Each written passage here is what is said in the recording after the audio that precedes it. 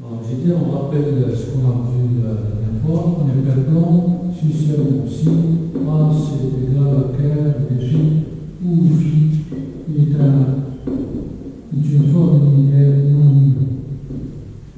Puis, nous avons dit que si H est défini par deux formes linéaires, alors nécessairement ces deux formes linéaires sont proportionnelles.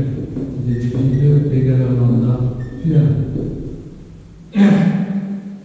Nous avons aussi dit que si H est un interplan et E n'appartient pas à H, alors H et la droite vectorielle en par E sont supplémentaires.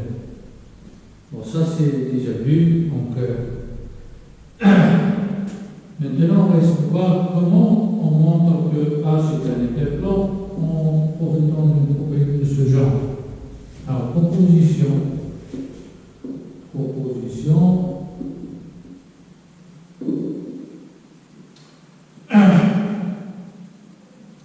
Alors, soit H, un K sous-espace vectoriel de E. Alors, si il existe un vecteur, s'il existe E appartenant à E devant 2, bien sûr, il n'est pas dans H. Je peux le prendre, je peux le choisir en complémentaire de H. Tel que E est égal à H plus KE. Alors, si vous trouvez un vecteur tel que KE est un supplémentaire de H, c'est-à-dire nous avons ceci, alors on peut conclure que ces espaces est un interplan. Donc H est un hyperplan. Alors, également on va donner des exemples. Je donne un exemple.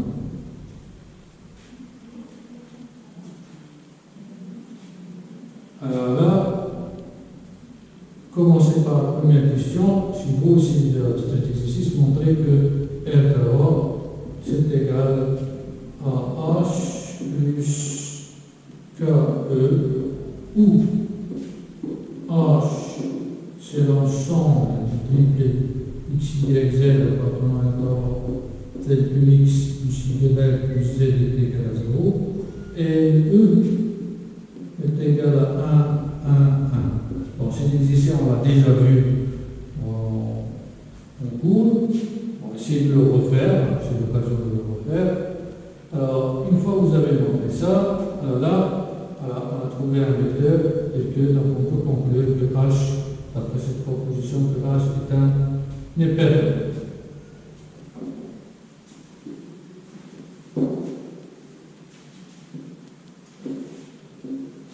Donc là, donc, après cette relation 1, d'après 1,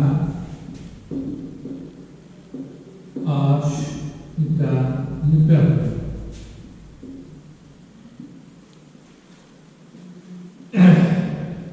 Alors maintenant, c'est la preuve.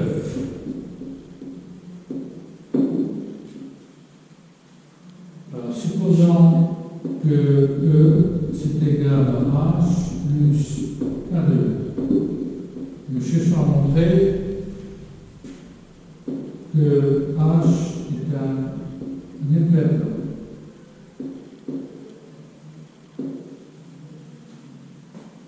Alors, pour montrer que c'est un hyperplan, il faut trouver, d'après ce que j'ai appelé, une forme linéaire dont le terme c'est H. Alors, soit phi une forme linéaire de telle que phi restreint à H tel que là, et phi de E est égal à 1 par exemple. Je prends 2, 3, n'importe quel nombre de nombres. Là, pour calculer l'image d'un vecteur quelconque, on a quel que soit x appartenant à E, alors on va utiliser ce que nous avons. E c'est H jusqu'à E. Donc, ce X, il va s'écrire comme un élément de H et un élément de cet ensemble. Cet espace est de la forme alpha E. Alors, tel que H il appartient à l'élément H et alpha c'est un scalaire.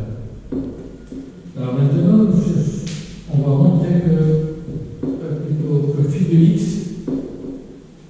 on va le calculer et on va retrouver que phi est égal à alpha. Alors, phi de X est égal à phi de H plus alpha E. Donc, est égal à phi de H plus alpha phi de E. Alors, ça c'est 0. Et ça c'est 1. Donc, c'est alpha. Puisque H est dans H. Et la restriction de phi H, c'est égal à 0. Alors, montrons maintenant que H, c'est exactement R de phi. Et bien sûr, ce phi n'est pas nul, parce que phi de E égale à 1 différent de 0. Donc, phi n'est pas nul. Donc, phi n'est pas nul. Et c'est une forme linéaire. Si on arrive à montrer cette égalité, c'est terminé. H est un hyperplan. Alors, on a X appartenant à H.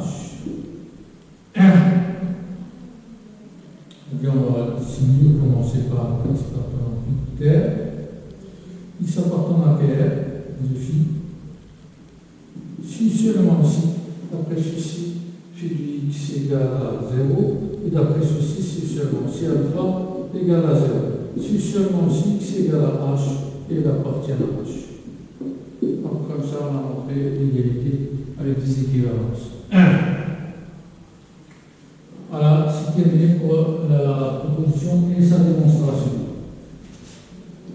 Maintenant, on va passer à la caractérisation des hyperplans dans le cas où la dimension est finie. Tout ce qu'on vient de voir, ça marche pour un espace vectoriel quelconque, dimension finie ou non. Alors, proposition si la carte espace vectoriel de dimension finie. N. Et H, c'est un sous-espace vectoriel 2. Alors, on a l'équivalence.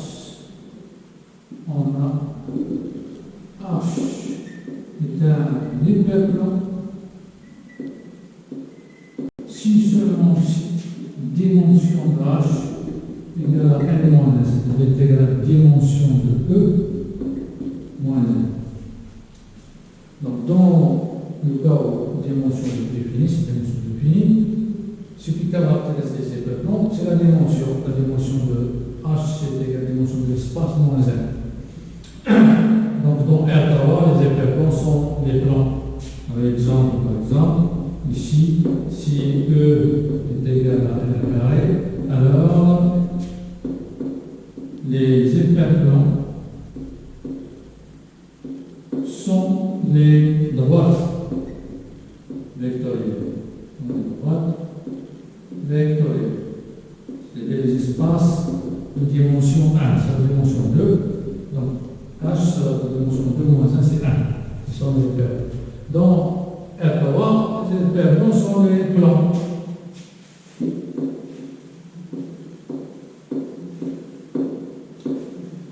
Si E égale à R3, alors H est un hyperplan. Si seulement si dimension de H est égale à 2. Voilà. Alors maintenant la preuve.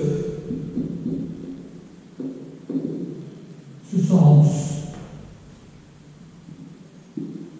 On suppose que H est un hyperplan. Nous cherchons à montrer que sa dimension c'est N moins 1. Alors là, on va utiliser la dernière proposition, ou bien plutôt l'avant-dernière, puisque c'est un hyperplan, je prends n'importe quel vecteur qui n'appartient pas à H, je vais trouver que E c'est égal à H plus K. Donc en passant de dimension, on va trouver la dimension de E est égale à la dimension de H plus dimension de KE. Alors K, c'est une droite vectorielle, c'est sa dimension c'est H, donc de là on tire que dimension de H est égale à la dimension de E moins, alors ça c'est égal à 1, moins 1. Alors ce sens, il est stérilé. Alors pour l'autre sens, dimension égale à 1 moins 1 pour montrer que H est un hyperbole. Alors là, c'est là où on va utiliser la dernière proposition.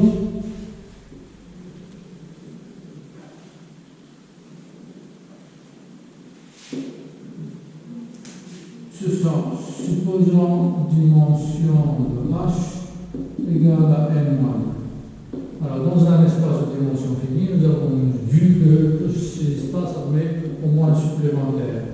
Alors soit j'ai un supplémentaire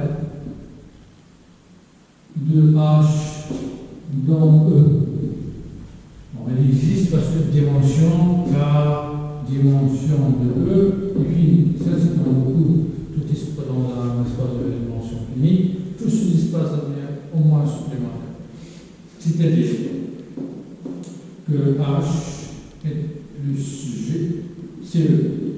Alors, puisque dimension, donc ça va montrer que dimension de G égale dimension de E moins dimension de H, qui est égale à dimension de E moins dimension de E moins 1, qui est égal à 1. Donc G sur droite vectorielle.